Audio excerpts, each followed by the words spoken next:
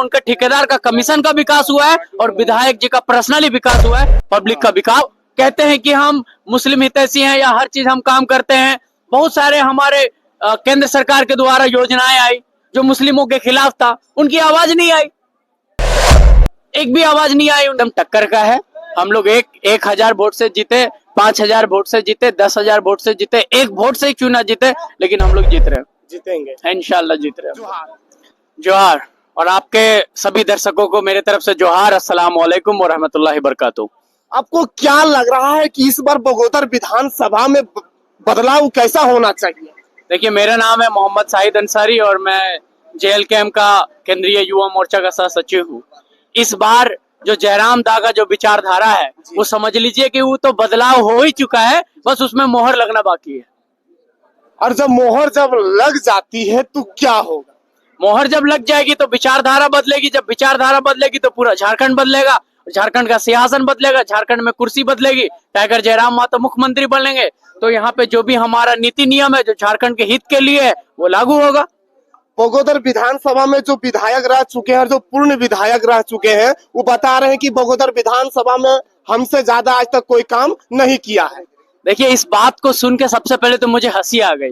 35 साल आप विधायक रहे और आपका विधायक, आप ऐसे विधायक हैं जिसमें आपका विधानसभा का बच्चा सुई के वजह से मर जाता है, जिसको सांप काट देता है, आप सुई नहीं दे पाते हैं। आप सरकारी अस्पताल चला जाइए, उसका एकदम बदतर स्थिति है। सरकारी स्कूल चले जाइए, एकदम बदतर स्थिति है। आप पॉलिटेक्निक कॉलेज चला जाइए, टीचर का ठिकाना नहीं है। आप किस चीज का विकास किए हैं जी? ना रोड का विकास किया, ना नाली का विकास किया। आप मेरा गांव चले जाइए, अबू आवास के लोग तरस रहे हैं। आप मेरा गांव चले जाइए, पेंशन के लिए लोग तरस रहे हैं और आप बोल रहे हैं हम विकास किए। अगर विकास हुआ है तो रोड बनाने में उनके ठेकेदारों का विकास हुआ है, विकास हुआ है तो पॉलिटेक्निक कॉलेज का बिल्डिंग बनाने में उनके ठेकेदार का कमीशन का विकास हुआ है और विधायक जी का पर्सनली विकास हुआ है, पब्लिक का विकास नहीं हुआ है। तो विनोद सिंह जो भी विधायक हैं बोले सबसे अधिक काम हम किए हैं बगोदर विधानसभा में। हाँ, किए हैं ना, सबसे अधिक काम किए हैं। अपने जो उनके जो ठेकेदार लोग हैं उनको अधिक से अधिक पैसा बनाने का काम किए हैं, जितना ज्यादा करप्शन हो बढ़ाने का काम किए हैं, अधिक बहुत कुछ किए हैं। लेकिन विकास के नाम पे लोगों को सिर्फ ठगा गया है। आप एक चीज बता लीजिए, वो कहते हैं कि हम मुस्लिम हितैषी हैं या हर चीज हम काम करते हैं। बहुत सारे हमारे केंद्र सरकार के द्वारा योजनाएं आई जो मुस्लिमों के खिलाफ था, उनकी आवाज नहीं आई, एक भी आवाज नहीं आई उनकी। तो आपको क्या लग रहा है कि उनकी सरकार जो है अभी वो 1000 रुपया मैया योजना दे रहे हैं हर महिलाओं को, तो उनकी वोट जाना चाहिए ना सर? आपसे हम सवाल कर रहे हैं। देखिए, ये सवाल गलत है।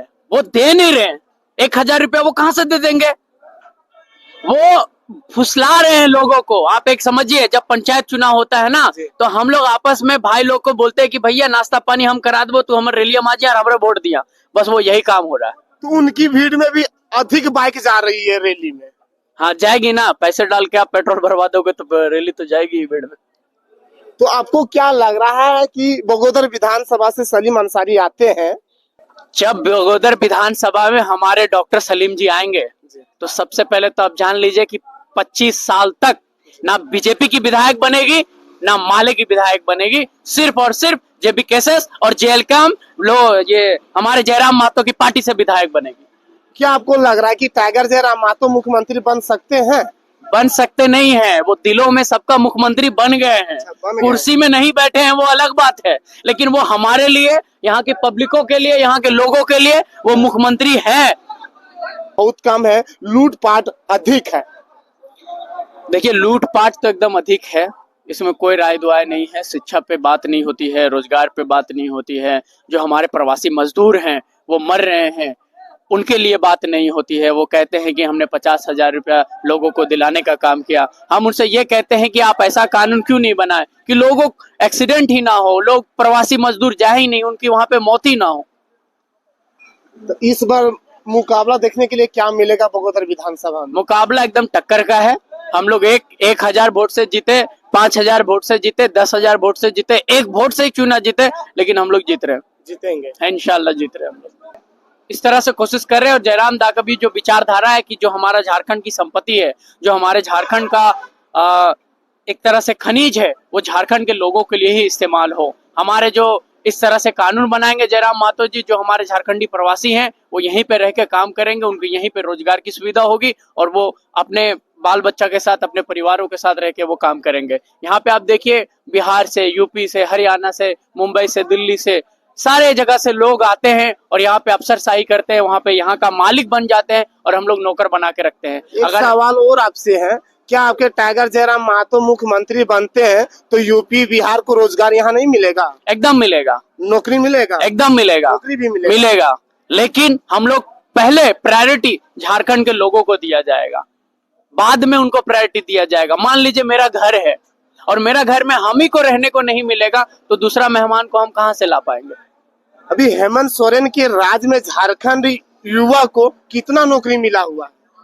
मेरे हिसाब से तो हम बता नहीं सकते डाटा, लोग, सरकार तो बड़ी बड़ी बातें कह रहे हैं लेकिन कोई नौकरी नहीं मिला है। सरकार ये कहती है कि आप भैंस पालिए, आप मुर्गी पालिए। जब इस तरह की जब वो बातें कर रहे हैं तो आप कहाँ से समझ सकते हैं कि नौकरी मिला हुआ है? और झारखंड में हेमंत सोरेन के राज में यूपी बिहार के लोगों को कितना रोजगार मिला हुआ है? 80%, 85%, 90%। यहाँ के लोगों को कम मिला है। आप सोशल मीडिया में देख सकते हैं, वायरल हो रहा है, बिहार के लोग, यूपी के लोग आके यहाँ पे टीचर बन रहे। आपको क्या लग रहा है हमारे झारखंड में, झारखंडियों में काबिलियत की कमी है? बिल्कुल भी नहीं है। लेकिन यहाँ का जो कोटा रिजर्व है या जो यहाँ की रोजी रोटी है, जो यहाँ का समझ लीजिए अधिकार है, वो छीन के दूसरे राज्य को लोगों को दिया जा रहा है। ये काफी निंदनीय है और दुख की बात है। बहुत बहुत धन्यवाद आप